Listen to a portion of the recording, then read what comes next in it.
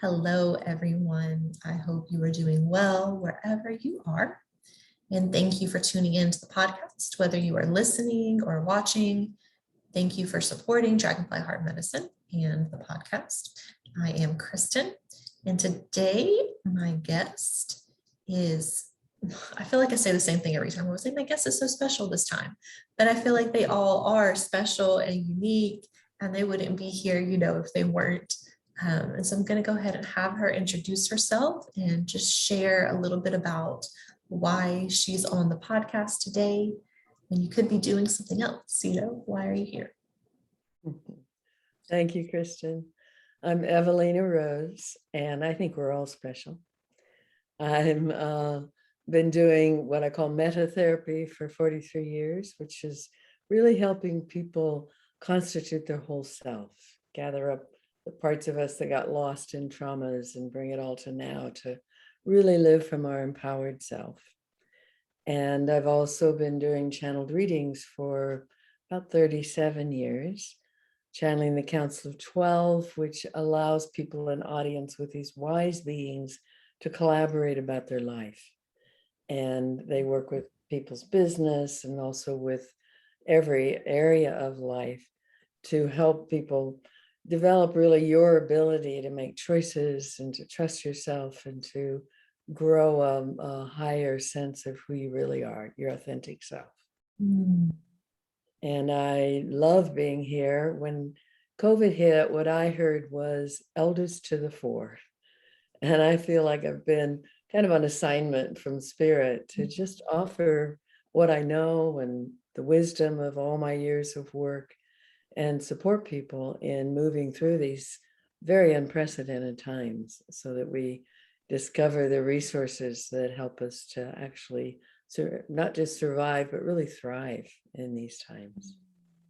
Yes, I feel like so many of us are kind of in survival mode with everything going on, and less in thrive and less in flow. But that's something that, can shift. And it's definitely important for anyone and everyone to be sharing the wisdom that they've gained, especially our elders, and looking to them for their wisdom and knowledge. And realizing too, we're not alone, that we have plenty of people out there like you who are feeling called to, spread this so that we don't have to go through this alone. And I like how you talked about bringing trauma into the present so we can work through that. Can you elaborate on some of what are some ways you go about doing that with people? So when I work with trauma, it's changed over the years. My work keeps changing, which is part of what keeps me passionate about it. And with trauma, it used to be going into the past and reliving and working it through in the body. But then I had someone say, when I was channeling, she said, Aphrodite, who happened to be one of the beings I was channeling at the moment, it's not fair. We spend our whole childhood going through this stuff, and then we waste our adulthood on trying to get over it. There's got to be a better way. And the guide said, we'll take it under advisement. And because they're growing with us, they're evolving as we're evolving. And so the next thing I knew, we would do what is a very quick soul retrieval. So we locate where a part of the soul gets caught in time in a trauma. And so there's a scene that just comes up all the time.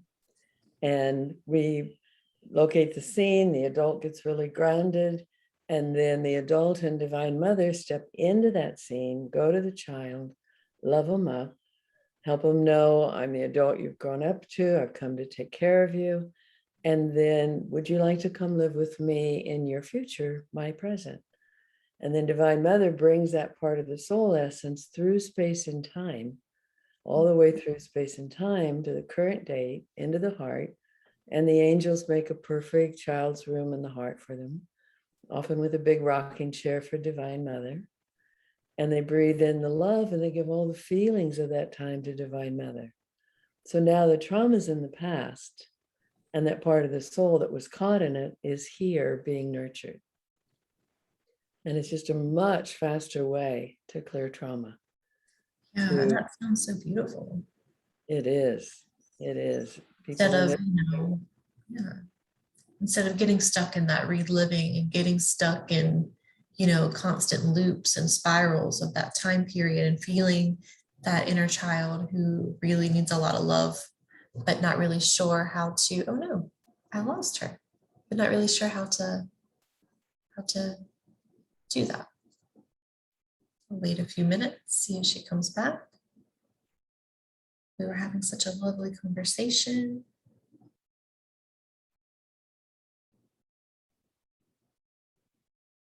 Just send her a message on Facebook.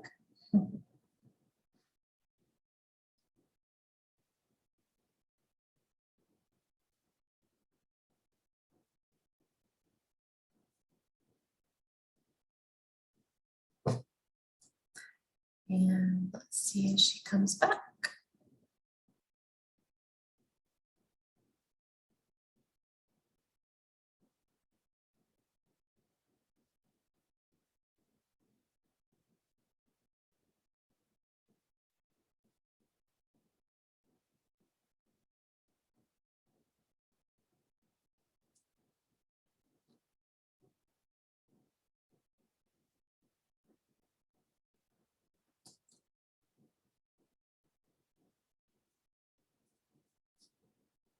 so I'm All right. Sorry, everyone. We had some technical difficulties, but we are back. And so, yeah, I was just saying how I think that does sound really beautiful, that way of looking at trauma instead of forcing ourselves to relive things and remember the specific things that happen to release it, that it can be shifted in a different, more loving way that makes the child feel safer to actually then come, and be with us and integrate. And I think inner child healing right now is thrown around a lot in the spiritual community, but I don't think everyone really fully knows what that always entails. So yeah. And what else? What else do you like to share with people? I want to say that I feel this also helps clear a lot of things around people's business or about their relationships, because people say I got triggered and then they're in reactivity.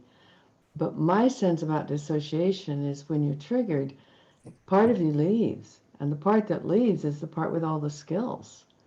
Because the point of dissociation as a child was to protect the essence nature.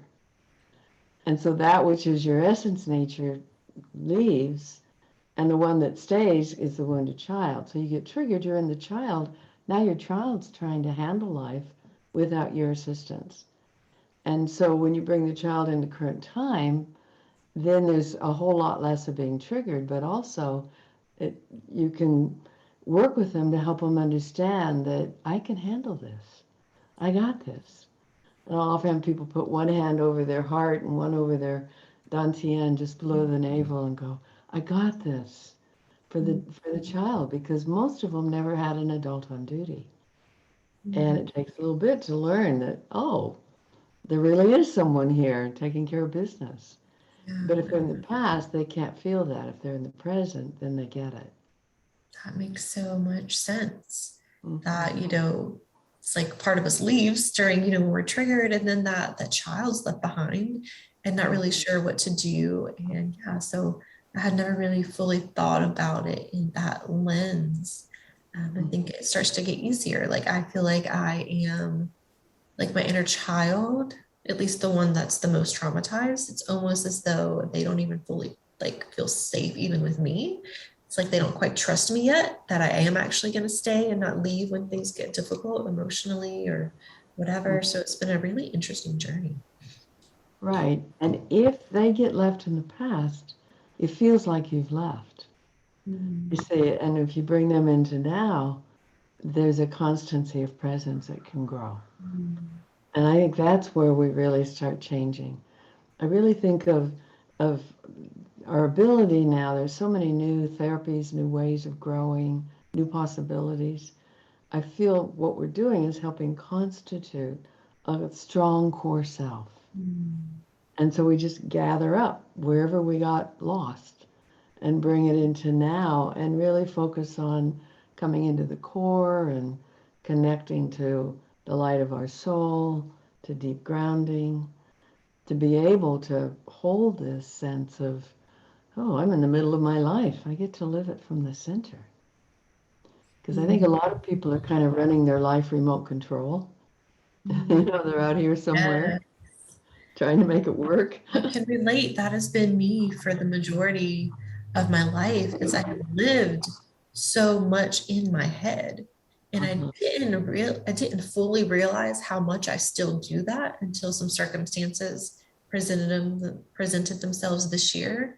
And I was like, oh my goodness, like I still really do spend a lot of time up here. And so practicing, being fully like embodied and being in my physical body and being grounded. It's a very unfamiliar feeling. It's very foreign. So a lot of times I will do something so that I'm not as grounded just because it's something that I'm not used to feeling. Right. We tend to go back to what feels like norm. Mm, So often in a channeling or therapy session, if we make a big change, we're now being thoughtful to talk to the ego because the ego's job is to compare everything that's happening, past to future, and create status quo. So we say, ego, we we want you to know we're setting a new normal. This is a new baseline. So you don't have to change it back to what you're used to. Just change it back to this now. And it brings them into current time. And we'll often invite radiant guides and angels to work with the person to recalibrate all their chakras and all their energies to current time, to the heart of their soul, to connection to the heart of earth, and to current time, so that all the things we've learned and grown are applied now, mm, instead of finding ourselves pulled off by these other experiences, which I actually think are more dissociated selves. mm. Yes, and not leaving the ego out of things, bringing the ego in and saying, hey, like it's okay. This is our new normal now. We don't have to, this that we've lived for so long is the old way of things, and making sure we include them in the conversation. I feel like also in the spiritual community, there's quite a group of people who label the ego as something that is bad and something that we don't ever want to really rely on or utilize. Mm-hmm. However, it's still a really important part of us that is just trying to, keep us alive. And so bringing that into the conversation too, I like that piece. I love a phrase from Lazarus, who channeled many years ago, and he would say the negative ego thinks it's the CEO, but it's really the mailroom clerk. So it's very important. It brings messages in and out and helps us relate to the world. But you want to get the reins of control and give them to higher self because it's really not the one to run the show. Right. Mhm. I also feel that with a conscious mind. So we'll often talk to the conscious mind and sometimes just help the conscious mind understand that the heart also has wisdom. Mm, In heart math, they say there's 10,000 more neuronal pathways in the heart than the conscious mind. So the wisdom of the heart, the kinesthetic wisdom, our hunches, that there are many, and intuition, many more sources for information and wisdom than just the mind. And it kind of lets the mind relax a little. It's like, mm, oh, I don't have to be everything. absolutely. I know my mind has so many different roles. It thinks that it has to play. Like if something's wrong, like with me physically, it automatically goes into like doctor mode. And it's just like comparing this current situation to any of the ones that I've had in the past and or projecting things even Mm-hmm. worse that it may be. And, it just goes into things. And so, yeah, it's like letting the mind know like, hey, you don't have to wear all of these hats. You don't have to be all of these things. It's okay to relax a little bit. Thank you for, being there. And thank you for, whatever you're saying, but it's okay. You can take a step back. And to learn that the conscious mind can work with body mind too. The Mhm. body mind is made up of the dantian, just below the navel, halfway between the navel and the base of the spine. It's called the body wisdom center. It's made up of that and the nuclei in all the cells. So if you have something going on physically, it might be good to talk to the body mind, which is Mhm. a little closer to the scene, you know, to find out what's really going on and ask things like, what's the message here? Or body mind, what do you need? Sometimes we'll ask body mind to bring in from higher mind a new blueprint for healing. So now you've got higher mind and intuition and body mind working together to figure it out, along with your conscious mind. So then it becomes more of a collaboration instead of isolating these parts, but taking the wisdom from all of them to combine them for the best message in the present. Mhm. Beautiful, beautiful way to say it. I know for me, I don't know, can't speak for everybody else, but I think I have neglected my body for so long Mm. that now that I'm coming back to it, it's like we have to relearn how to communicate with one another. And I remember, I forgot to tell this at the beginning, but Evalena and I met at a women's retreat. Was it a year ago? Year and a half? Like August or something of last year? Is that right? Thanks. Yeah. And she taught this lovely technique of muscle testing to Mm-hmm. help communicate with the body. And I've started to use that a lot, and it is super beneficial because the body does have a lot of wisdom and a lot to say. And I feel like it's a really easy way to communicate. Could you explain that a little bit? Sure, I'd love to. So the muscle testing allows you and your body to create a communication system. And so when I start to do it, I talk to my body mind, talk to my body and say, I want to develop a communication with you. And it's a yes no communication. It's based on the sense that whatever's good for you makes you strong, and whatever's not good for you makes you weak. And so you ask your body to give you a good, clear yes. And what we'll do, and everyone can do this if they want, is make a circle with one hand and a circle with the other, and you loop them. And then you ask your body mind to give you a really clear yes. And a yes should be strong, and it's really hard to break. Yeah. You have been practicing. And a no, and then give me a clear no. And a no is so weak you can't hold it. And you start with practicing things like, is my name John? Is my name Evalena? So you get the reinforcement of not, no and yes. And then just use it a lot on whatever questions. When I am in a restaurant and I see various options on the menu, I'll go, okay, body, do you want the salmon? Do you want Mhm. the flounder? Oh, good. Body, could I have the French fries today? Would that be okay with you? Okay. How about the how about the sweet potato fries? Okay. So we narrow what we're ordering down to what is going to feel really compatible with the body, which also encourages it to communicate with you this way because it gets its way more often. Mhm. I use it with vitamins. I use it with even, do I want to go to such and such a place? Or body, do you feel up to it? And I might get a yes, I might get a no.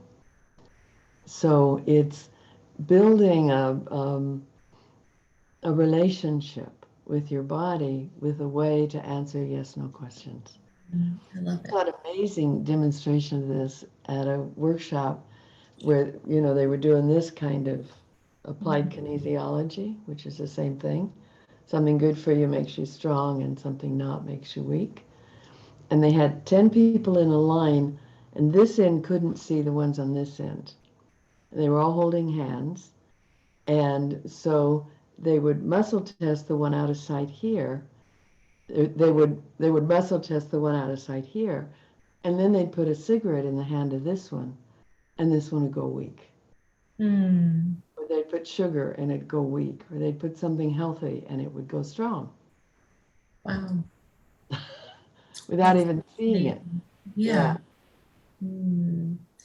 I know I practice. I like the idea of using it like at a restaurant because I tend to usually be torn between two or three different things. And so Mhm. it's like, which one is my body really wanting? Which one do I want? Are we going to agree on one thing? And like last night, I went out to like a Mexican restaurant and I was torn between the enchiladas and this other like chicken dish. And I could feel the pull for the enchiladas was a little bit stronger, but I was like, no, but I haven't had this chicken dish before. And I didn't, I mean, it's not like it made me sick or anything, but I didn't feel so good after eating the chicken dish. And if I would have done muscle testing, I may have, come out with enchiladas or more what my body was wanting. And I was wanting to try something different. Yeah. Mm-hmm. And that pull may have been your body speaking to you. Mm-hmm. Very interesting. Yeah. Body has wisdom and our heart and our minds, right? It's all connected. Yes. Um, and I know we were talking a little bit before we started recording, and you mentioned you also might want to discuss the topic of being an empath, and especially during this time, and how to move through the challenges that we're facing. Beautiful. So being an empath is really hard right now unless you know how to keep your energy field really sovereign, because there's so much fear and angst and challenges that people are dealing with, especially coming into the autumn when we didn't really have a summer. So people are just full of all kinds of reactivity. And empaths tend to pick up other people's emotions. They pick up what's going on in someone else's body. I what I've been teaching people, and I've got a whole series of classes on my website, is ways of building a sovereign energetic field, which I think is different than shielding or protecting.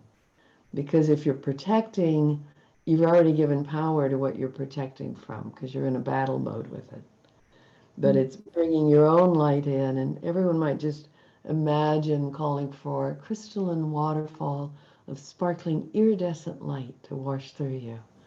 And that's a good way to get clear from whatever you're already carrying. And then you can bring in light from your being and just surround you, make a really strong sphere of light around you. And the more that you do that, the more sovereign it becomes, the stronger it becomes. And you want to remember to do behind you as well. So a lot of times we take people's energy in through our chakras, through cords from the chakras, which have a lot of value. Like that's how a mother knows her baby's needs her when she hasn't heard a sound, is through those energetic cords. But to really be sovereign, you want to clear all the old cords. And you can just go through each chakra and clear them front and back. I have a free meditation on my homepage that guides you through that process. I also have a free empath meditation. The first one is free. So what I feel for people who are empaths is to give themselves permission to really be in their own body and their own field, grounded, centered, connected to their light and keeping it strong around them. Mm.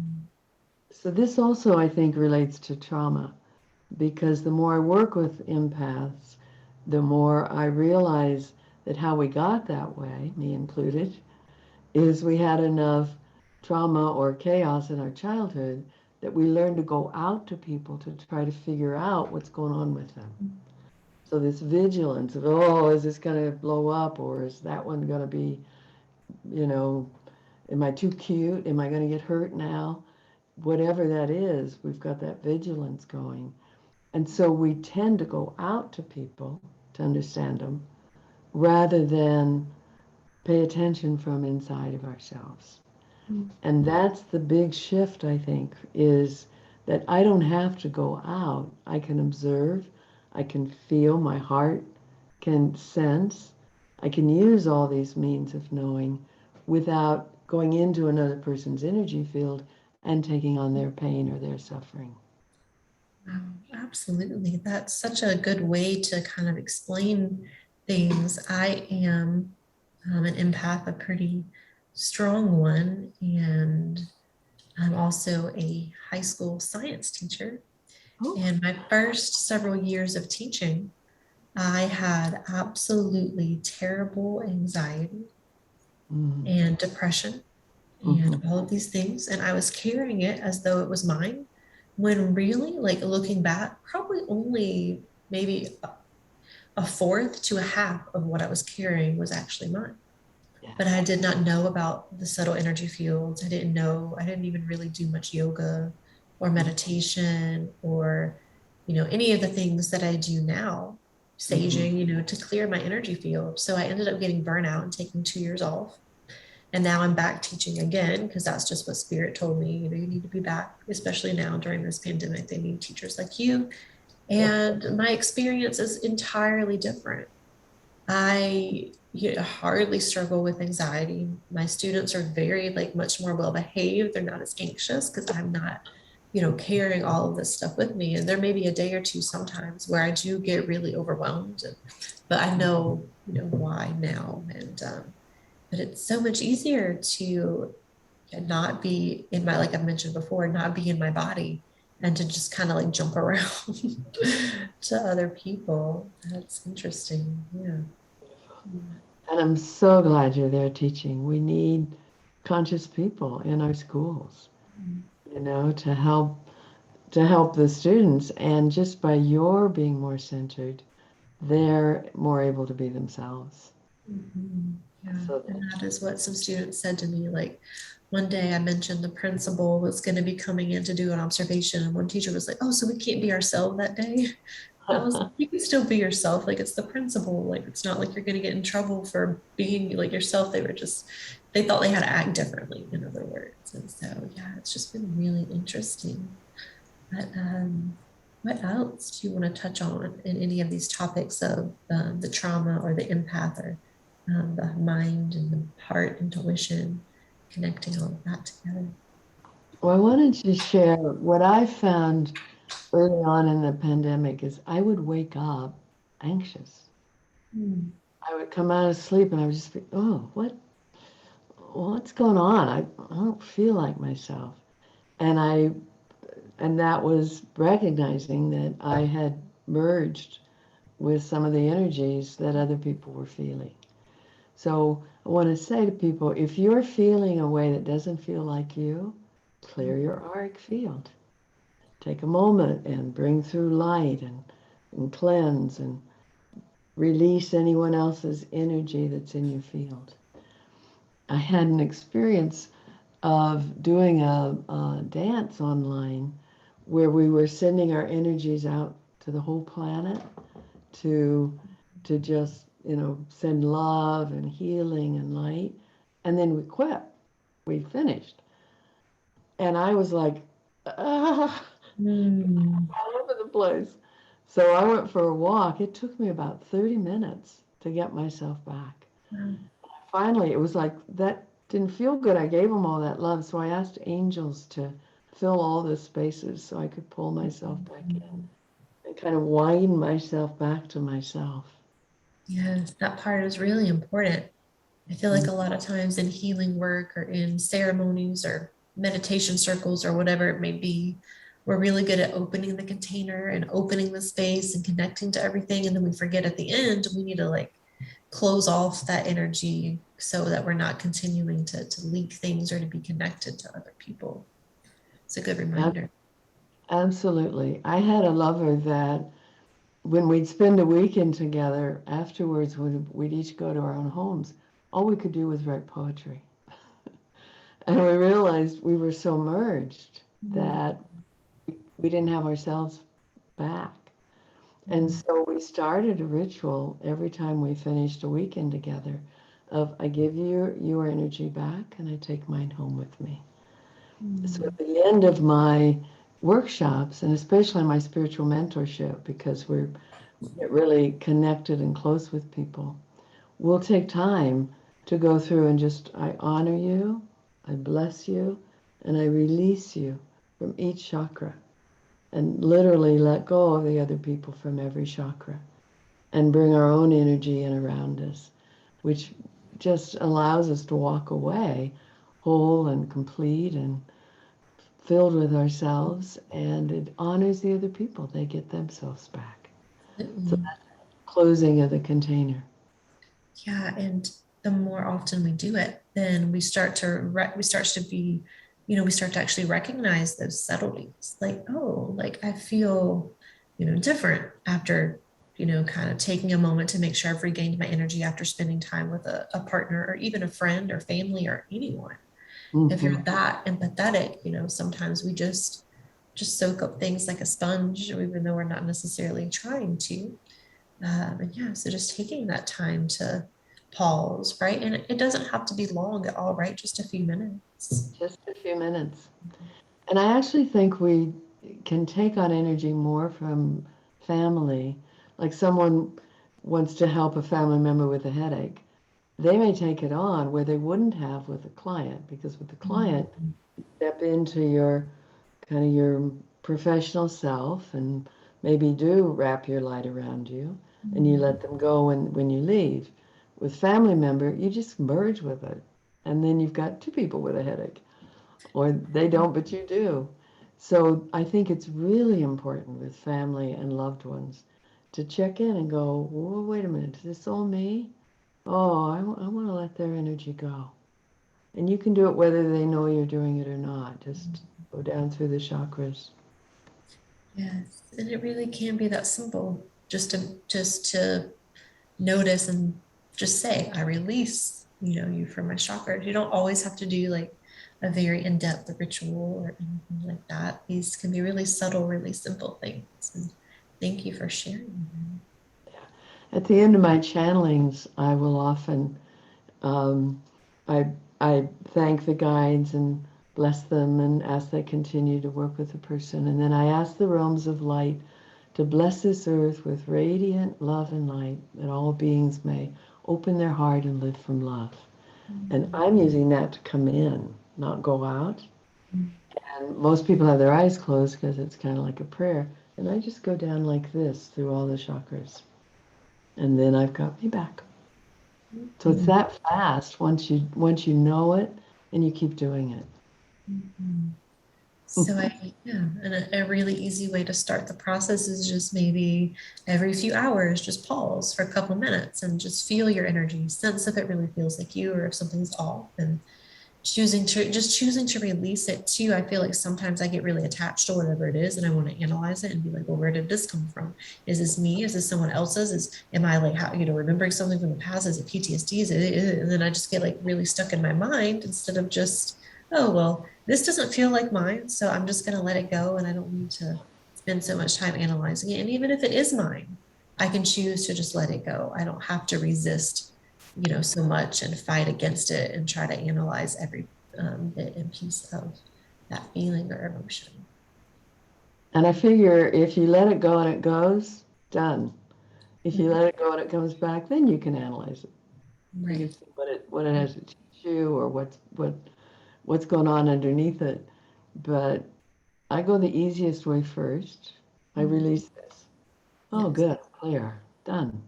Mhm. Because to me, so much of living our authentic life is finding now, to just keep coming to now, coming to now. You Mhm. know, our ego takes us into past and future, and trying to understand people takes you outside yourself. But where all the power is in now, current moment. Mhm. Absolutely. Life is happening now. The past is just exist as memories, which are usually sometimes can even be like misconstrued anyway. We don't remember things exactly how they happened. Or, the future doesn't really exist yet. And a lot of people are living with one foot in one and the other, or both. And it can Right. be very, disorienting. Most of my life, I've spent like doing that dance of like being in the past, being in the future, being in the past, being in the future. And that's part of why I like body movement so much, like dance or yoga, because it helps to like integrate everything and really bring you into the present moment. Because if you're not fully in the present moment, like you could hurt yourself, you can trip, you could fall, stumble, but you can bring, or even like I used to do trail running too, because there were so many like roots and things that you had to watch out for. So if you weren't fully present, you could easily trip. Whereas running on the treadmill, you didn't have to put quite as much attention into it. Good point. Good We point. are, yeah, life is now. We're only Yeah. guaranteed now. We don't know when, something could shift and we might not be here anymore. I think dance, ecstatic dance, Sufi dancing early and then ecstatic dance is really what's allowed me to evolve to where I am. It's so important because, like you say, it gets you into now. It helps you find your body. Mm, It, especially if you've got someone leading it or the songs that are inspirational. To me, it just uplifts me. I dance 3 to 4 to 5 or 6 times a week, mm. and See, I maybe need to do that. 20 minutes, but I do. Yeah, because I grew up dancing. It was my first like medicine, that I learned. And, I haven't danced as much over the past 2 years for various reasons or excuses that I want to make up. But I attended a business makeover pleasure play date thing yesterday, and we were making a list of like all the things that bring us pleasure, whether it's in our business and in our lives. And I wrote this huge list, and I just had a moment, and I was like, wow, I have all of these things that bring me pleasure, and I'm only doing 2 or 3 of them. No Wow. wonder I feel so overwhelmed and um, not fully aligned. I'm not doing the things that I love. And of course, the excuse that I always give is I don't have enough time. But yes, I do. Yes. It's just a matter of, do I make that as much of a priority as some of the other things? So it's got me kind of recalibrating and reworking in my head what I want my week to actually look like.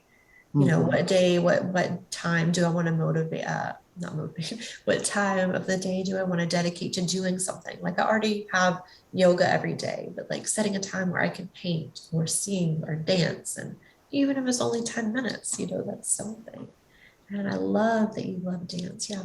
It's beautiful and it's so transformative, and you can move a lot of energy through dance. And Absolutely. you can speak with your body when you don't know what to say in words too. It's like dance is a universal language. hmm And I dance online a lot, and sometimes with the people in their little boxes, but often just with me, guided by really good facilitators. And so I dance online or I may dance in person, but it's so important. So important. The birds agree. Yeah. All right. Well, one moment. I looked down at my laptop and the battery was almost dead, and I didn't want it to cut off. But I've lost track of how much time we've actually been speaking for. But it feels kind of like we're ending or coming to a good stopping point. Is there any last wisdom you want to share before we close? I have this thought of sharing that you can reach into your transpersonal chakra, and just like there's a globe of light above your head, and spread it around your energy field.